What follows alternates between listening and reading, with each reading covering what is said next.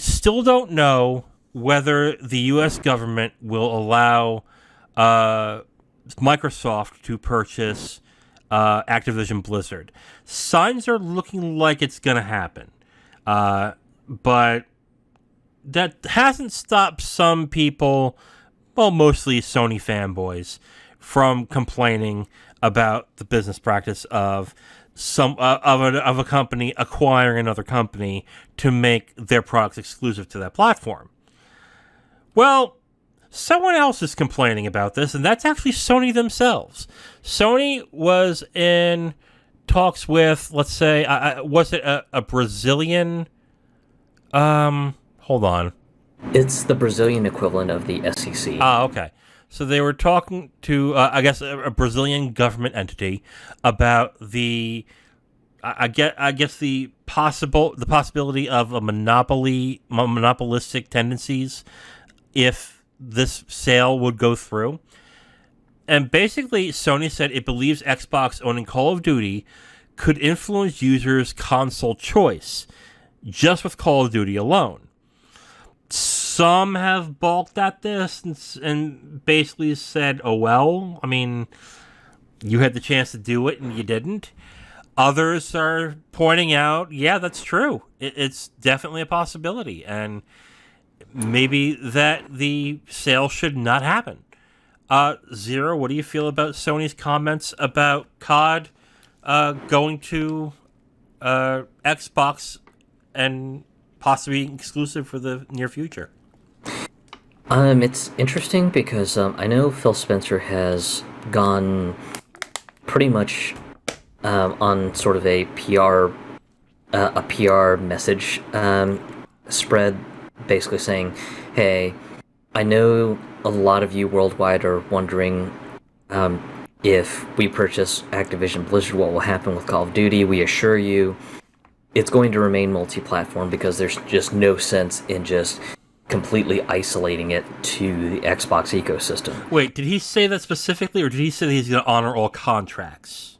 I believe it was both. Just okay. It was early. I think the original statement that he initially made during the talk of the sale was, "We're going to honor all contracts." But then more and more people got a bit vocal, saying, "Hey, well, that's great that you're going to honor all contracts, but what does that mean for the future of Call of Duty in general?" And okay. I believe he said something to the tune of, "Yeah, we're still going to keep it multi-platform because there's no purpose in just completely isolating it." Now, that said and done, the bigger question is, what does that mean for the competitive platform for Call of Duty? Mm-hmm. Because the big thing that Call of Duty is known for is really the tournament series that they've got. And for the last several years, the tournament platform of choice has always been PlayStation. So the big question is going to be, when this purchase completes, does that mean that pretty much Microsoft will just kind of take their ball and go and say, well, sorry PlayStation, you're technically a competing platform, so the Call of Duty World Championship Series is going to be on Xbox only. So if you're in the competitive circuit, you need to buy an Xbox Series X, and you need to buy it today. Unless it's part of the contract that it has to be on PlayStation. You can bet your bottom dollar they're going to say that specifically will be on Xbox consoles, period. Like, I can't foresee them saying, oh, yeah, we'll keep it on PlayStation. No, they're going to put it on Xbox. And yeah, like, those of you who are like, oh, they can't make it exclusive to Xbox. Yeah, they can. And unless Sony gives them fantastic terms, they will. I mean, here's my opinion on this, okay? Yeah, technically, Call of Duty will be multi-platform. Call of Duty Warzone will be multi-platform. The Call of Duty mainline series, like the Vanguards, the Black Ops, they'll be exclusive to Xbox, okay? And by either one of two ways. Either the Call of Duty games will be on Game Pass, and that's $15 a month, of course. And gamers are just going to look at that and go, wait a minute, why would I pay $70 for each get Call of Duty? Well, I can just go to Xbox, pay $15 a month, play the hell out of it there. What? That's just silly. Why don't I just go to Xbox? And if that starts happening, and then the sales from, let's say, the PlayStation starts to drop because everyone's going on Game Pass to play it, then Microsoft's going to look at that and go, well, we have no one playing on PlayStation. Or the cost to keep it on PlayStation is just not feasible for us.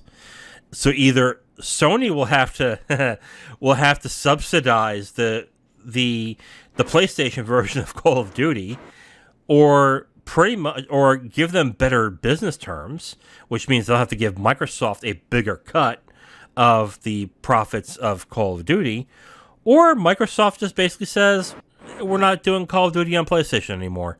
It's just not business-wise, it's not feasible.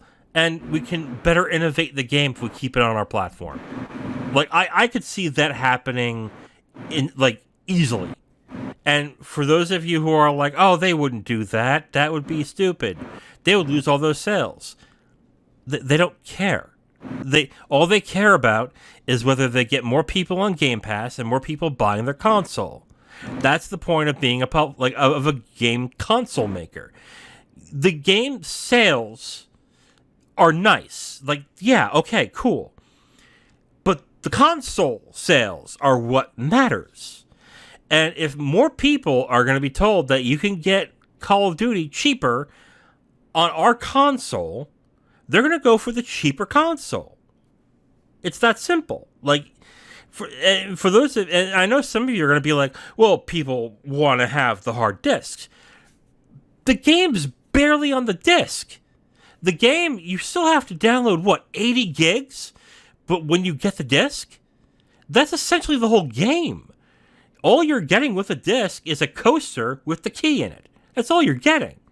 And once people start realizing that, they're going to not care so much about the hard disk and just say, well, then screw it. I'll just get it on digital. And if I get it on digital, then I might as well get Game Pass because it's $15 a month and I just get all these games.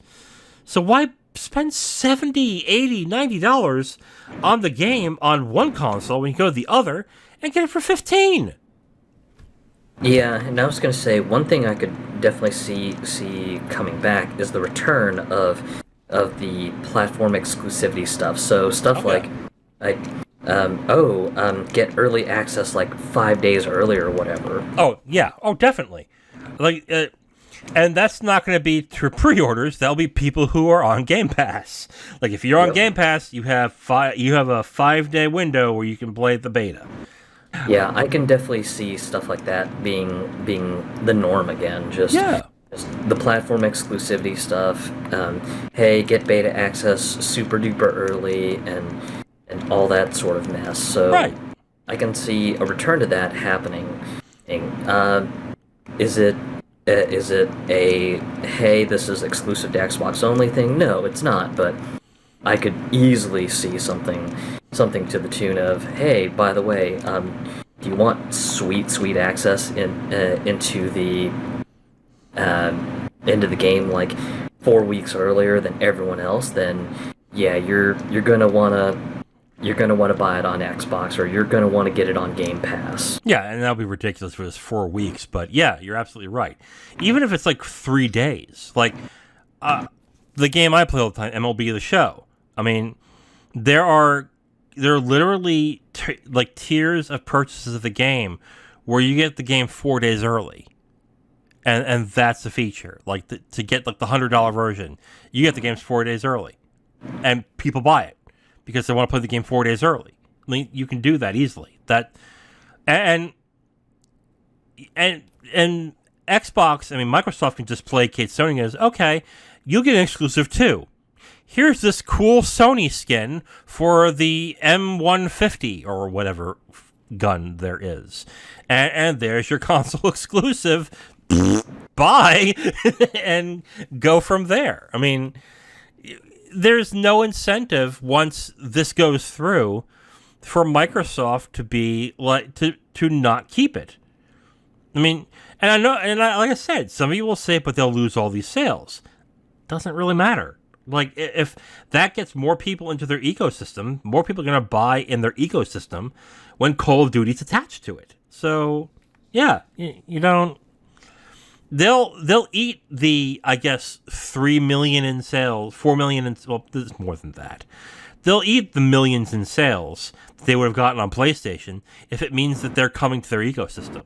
Because then once you're in there, they're going to think you're going to buy more games on that ecosystem because you're going to be playing on that system exclusively to play this game. So, yeah, I mean, those of you who think they're not going to do it are kidding yourselves. Like, seriously. I don't understand how people are not looking at this. Like take the emotions out of it completely and just look at it at a cold, hard business decision. You own the biggest property in the world in gaming. You'd have to be a fool not to make it exclusive to a certain extent. Even if, like, let's say your tactic, which is basically make it exclusive, like maybe not make it just the Xbox platform, but make it like they get it a week early on Xbox by Game Pass. How many people are gonna play or are gonna say like, okay, I get it a week early if I have it on Game Pass, I'll get it on Game Pass. And are a lot of people going to say, okay, I played it a week early on Game Pass, I'm gonna go play it on PlayStation? No, they're gonna stay on Xbox. They're gonna have all their progress on Xbox. And so yeah, the fact that people are shocked by this and are saying that Microsoft isn't going to do this, that would be stupid, are missing the point entirely. So,